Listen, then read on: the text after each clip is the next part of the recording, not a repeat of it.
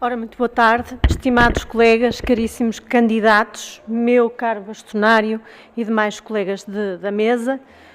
Cumpre-me, em primeiro lugar, apresentar-me uma breve apresentação, porque muitos dos que aqui estão não me conhecem. Sou advogada desde 1997, tenho 50 anos, sou casada, tenho um filho, sou portuense, filha e neta de advogados. Dou aulas na faculdade há mais de 25 anos, na Universidade Católica, no Porto, onde me licenciei.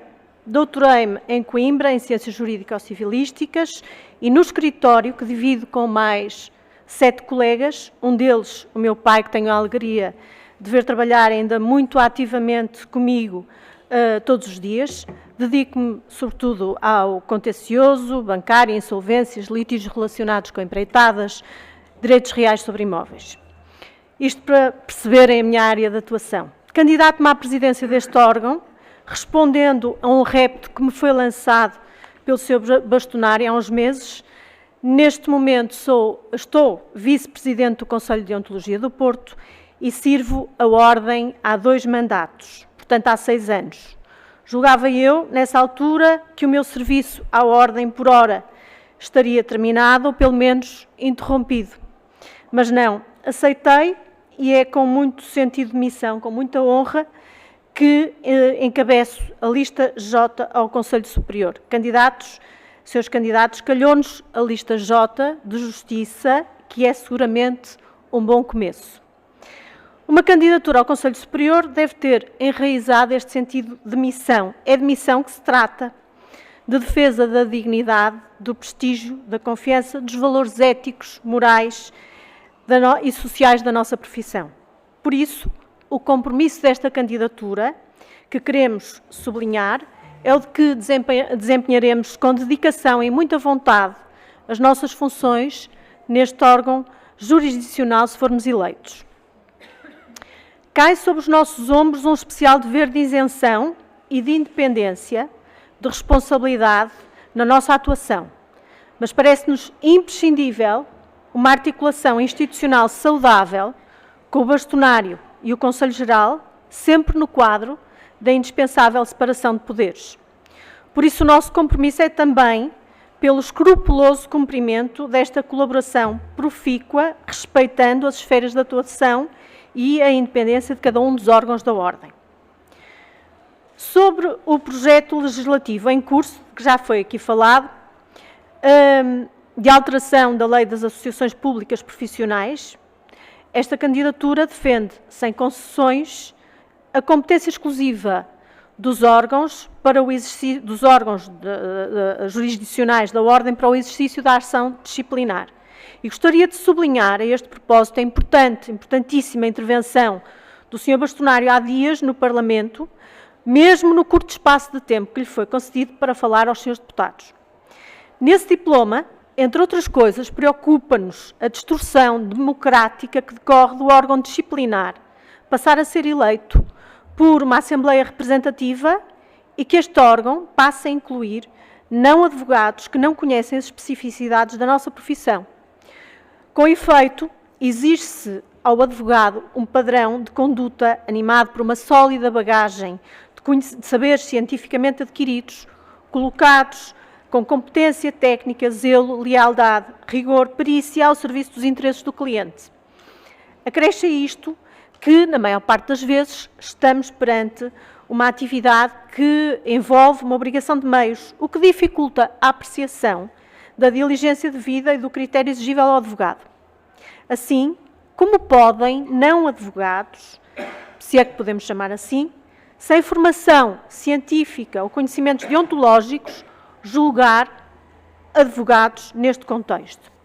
Esperemos sinceramente que esta monstruosidade legislativa não venha a passar no Tribunal Constitucional, por tudo o que ela significa em diminuição da autonomia e independência das ordens e no controle do poder político a níveis muito próximos de um Estado totalitário. Desculpem, mas é mesmo assim.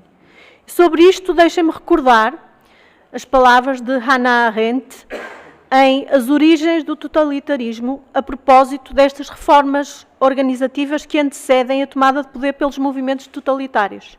Arendt chamava-lhes organizações de vanguarda, onde era criada uma hierarquia flutuante com a constante adição de novas camadas de poder e onde a instituição em causa se vai tornando cada vez menos relevante, apesar de emprestar aos seus membros uma aparência de normalidade. É aquilo que nos querem impor com esta alteração legislativa. A deontologia deve ser um elemento central do trabalho da Ordem dos Advogados e é preciso fazer ver isto aos decisores políticos. Se não conseguirmos fazer valer a importância da Ordem em matéria disciplinar, estaremos condenados ao apagamento e a advocacia transformar-se-á numa atividade mercantil como outra qualquer. Portanto, Sr. Bastonário, se viermos a ser eleitos, tem a minha total colaboração e apoio nesta luta. Outra nota, é para nós um fator de preocupação a percepção pública que se tem dos advogados e a ideia errada de que estes praticam infrações disciplinares ou têm comportamentos deontologicamente censuráveis, que isso não tem consequências e esses infratores por cá continuam. Esta sensação de impunidade é errada, desprestigia a nossa profissão e isto tem que ser desmontado.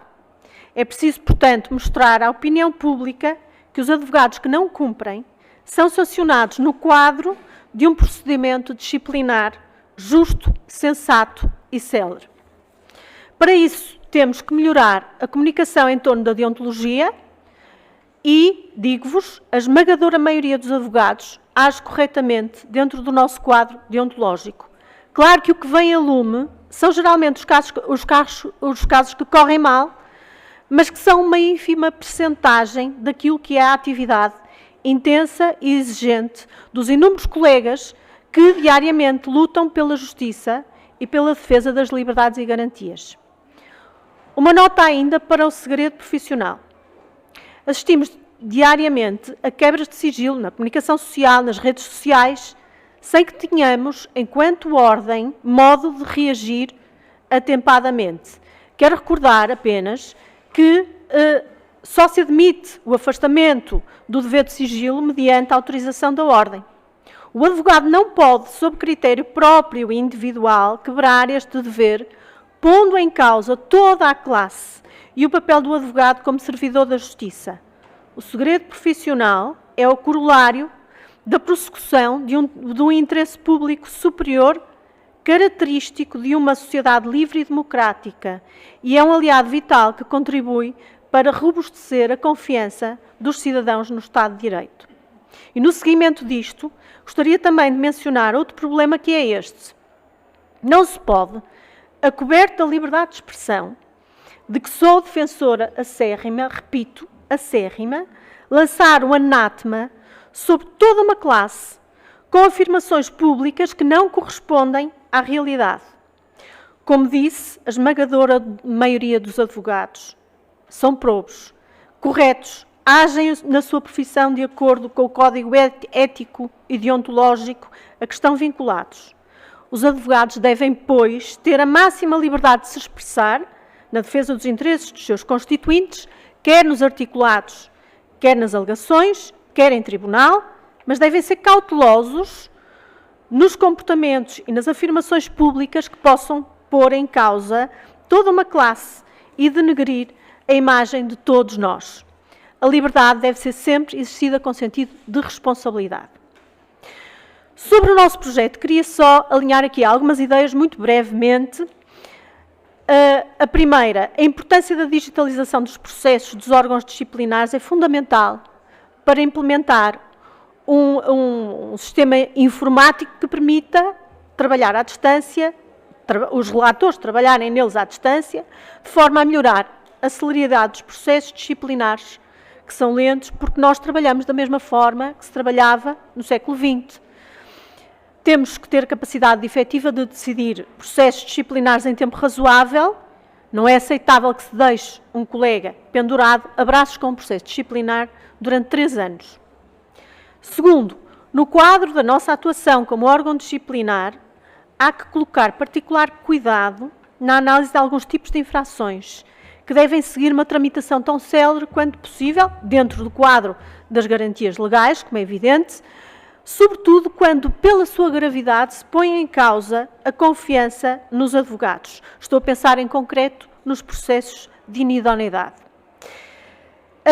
Claro que poderia falar aqui de outras infrações com que nos deparamos no Conselho de Deontologia, como conflitos de interesse, incompatibilidades, as retenções indevidas de valores dos clientes, as faltas reiteradas de zelo, os reconhecimentos e autenticações falsos, mas, na verdade, são tudo processos que exigem uma apreciação cuidadosa, porque estamos a falar de julgar colegas. Temos ainda que, creio, um terceiro aspecto, embora possa não parecer muito relevante, mas temos que acabar com o flagelo das domiciliações.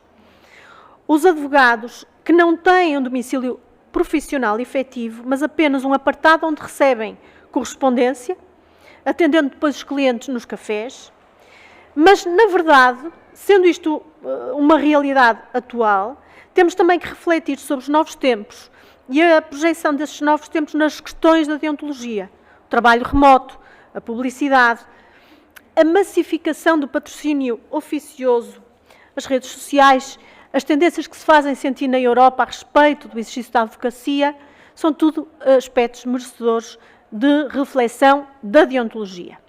Quarto aspecto, a formação. Temos que recentrar o papel da Ordem, reforçando a componente de formação contínua dos advogados. Eu ouvi aqui falar da Escola Profissional de Advocacia, que me parece uma ideia excelente. Os advogados os órgãos da deontologia devem estar na linha da frente nesta importante atribuição da Ordem. E um quinto aspecto, a uniformização da jurisprudência dos Conselhos de Deontologia e do Conselho Superior, parece-me que, nomeadamente em matéria de laudos, é uma questão essencial. A definição de critérios é fundamental e também ajuda à compreensão pública da dimensão ética da nossa profissão.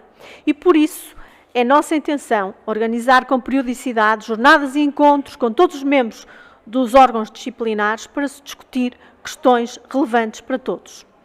Sobre a lista que tenho o gosto de encabeçar com tão ilustres colegas, que generosamente aceitaram, e agradeço penhoradamente a todos, aceitaram integrar este projeto de serviço à Ordem e aos advogados. Quero realçar que nos apresentamos como uma equipa diversificada, com abrangência etária e territorial, que combina experiência com juventude. Uns já exerceram cargos na deontologia, outros são estreantes. Todos têm em comum uma forma de estar na nossa profissão séria, empenhada, respeitada e responsável. Este ano comemora-se o centenário de Agostina Bessa Luís, escritora do Porto que tanto admiro. Termino com uma frase sua que exprime o meu sentimento quando estou a julgar processos disciplinares de colegas e consciente das minhas limitações e dúvidas. Eu não sou justa, ajuizo as coisas. Eu e a justiça somos pura coincidência. O facto disto se repetir faz talvez o prodígio, mas não a certeza. Muito obrigada.